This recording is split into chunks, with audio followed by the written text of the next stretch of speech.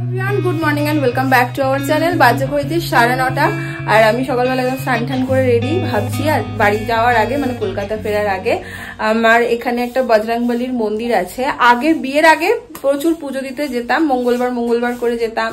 তো এখন শুনলাম সোম আর মঙ্গল পুজো হয়, তো কাল তো বেরিয়ে যাচ্ছি, কাল হবে না। তো ভাবলাম আজকে একদম সকালবেলা স্নান টান করে গিয়ে পুজো দিয়ে আসি। এখন যাচ্ছি আমি বাজারে, 10টা নাগাদ ঠাকুরমশাই পুজোতে বসবেন, একটু লাড্ডু আনতে, হনুমানজির প্রিয় জিনিস এনে তারপর মাও যাবে আমার সাথে, মা আর আমি বেরোবো। যাবে তো? চলো বেরোই, দিনটাকে এখান থেকে শুরু করি। ওয়েদার রিপোর্টে দেখছিলাম সোমবার থেকে বৃষ্টি, বাট কোথায় বৃষ্টির কোনো নামই নেই। কাল রাত্রিরে তো বিভৎস গরম ছিল। লাড্ডু আছে গো? হ্যাঁ,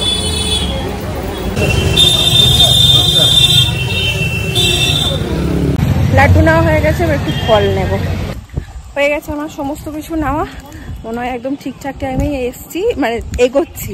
ঠাকুরমশাই এখানে যদি একবার চলে যাই, মানে আমি চাইছি প্রথম থেকেই পুজোটা একটু দিতে, তো ঠিকঠাক টাইমেই যেতে পারবো মনে হচ্ছে।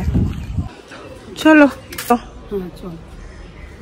মায়ের আসতে একটু দেরি হবে, মা বললো মা পরে আসছে, আমি আর পিসি ওই জন্য যাচ্ছি।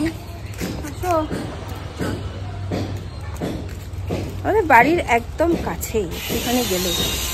এই হচ্ছে মন্দির। হ্যাঁ এসছেন ঠাকুরমশাই, ওই তো। চলো।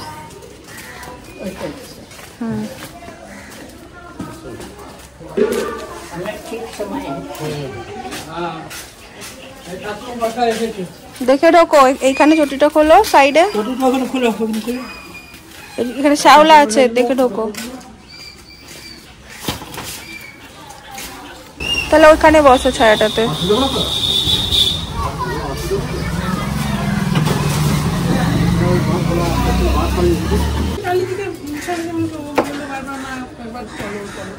ওইখানে এটা খুলে বসো।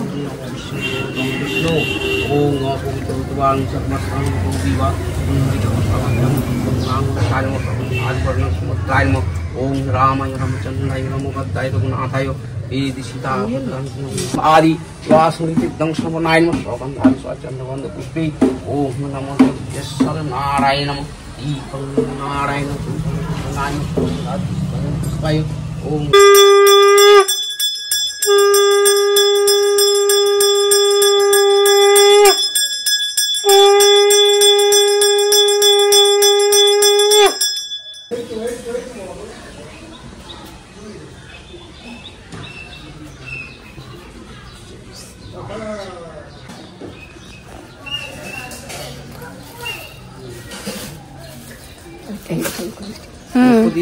হ্যাঁ হ্যাঁ হ্যাঁ।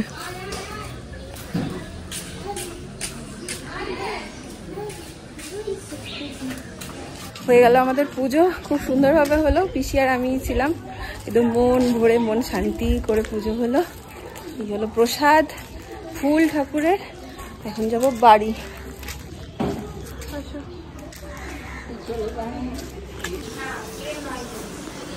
কি কি করছে ও? ফোনে কথা বলছো? মা কি ভালো বন্ধ।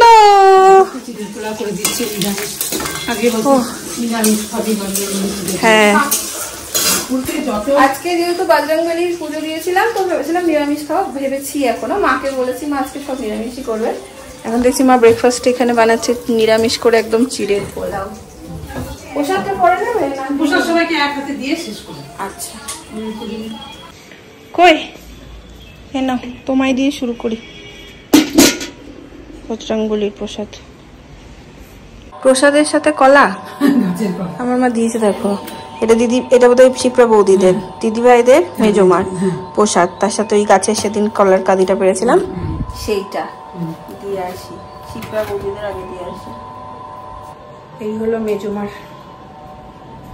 মা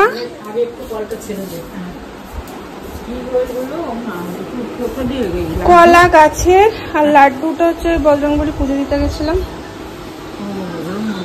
এইখানে, সকালবেলা গেছিলাম।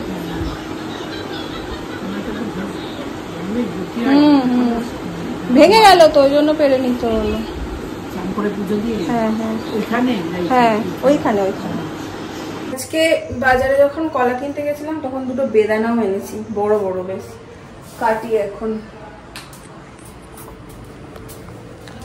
মা, হ্যাঁ দেখছি, মা এখানে ভাত বসিয়ে দিয়েছে। না এখনো হয়নি। একটা থেকে অনেকটা হয়েছে, একটু পিসিকে দিয়ে আসি। অন্ধকার দেখো, আমাদের সব ঘর রোজকার মতো। বেশি না ডালিং। ব্লগটা এডিট করে আপলোডে বসালাম। আজকে বেশ খানিকটা দেরি হয়ে গেল আমার ব্লগ এডিট করে আপলোডে বসাতে। আর এখন আজকে তো তোমাদের বললাম সব নিরামিষ। এই দেখো মা রান্না করেছে আজকে, ভাজি করেছে কিছু, কুমড়ো ভাজা, পটল ভাজা, শুক্তো, আর এখানে আছে ডাল। আর আমি এই যে এখন করব একটু ডালের বড়া, ছোট্ট ছোট্ট করে।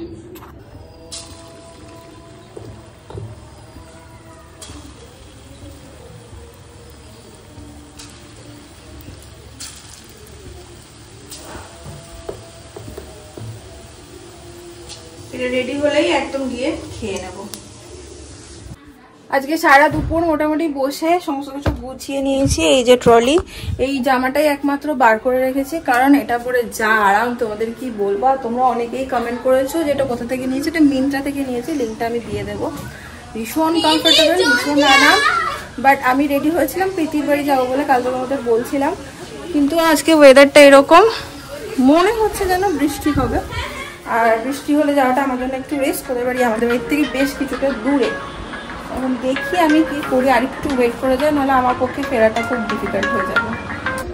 এবার একটু ঝড়টা কমেছে, বৃষ্টি তো হলোই না, ছাতা শুধু হু হু করে কতগুলো হাওয়া দিল। তিন্নিও এসছে, তো বললো চল তাহলে একটু দেখে আসি, ও যাবে প্রীতিকে দেখতে। তো এখন ভাবছি যাই একটু দেখে আসি দুজন মিলে। চলো। এই আবার হাওয়া দিচ্ছে রে, হবে না কিছু মনে হয়। বোঝো, যেই বেরোতে যাবো তুমি আবার হাওয়া দিচ্ছে। চল একটু ফলের দোকানে দাঁড়াবো।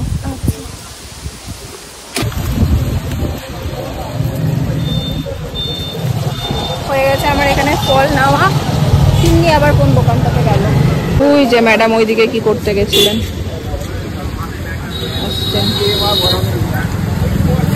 চলুন।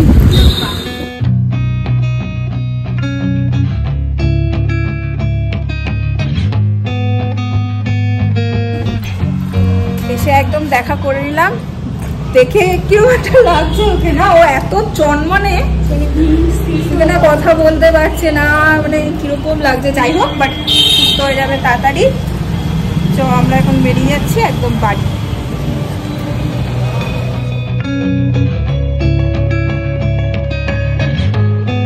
ঢুকলাম বাড়ি, আর ঢুকেছে আমার মা গোছাচ্ছে। হয়েছে গোছানো? কলকাতার প্যাকিং বের করেছি। শাড়ি বেশি নেবো না, মাসি তো শাড়ি বের করে দেয়। অল্প শাড়ি নেবে, তোমার তো অল্পতেই হয়ে যায়। বনে বনের এটাই মজা, বল তিন্নি। এই কদিন এসে কোথায় যাবি?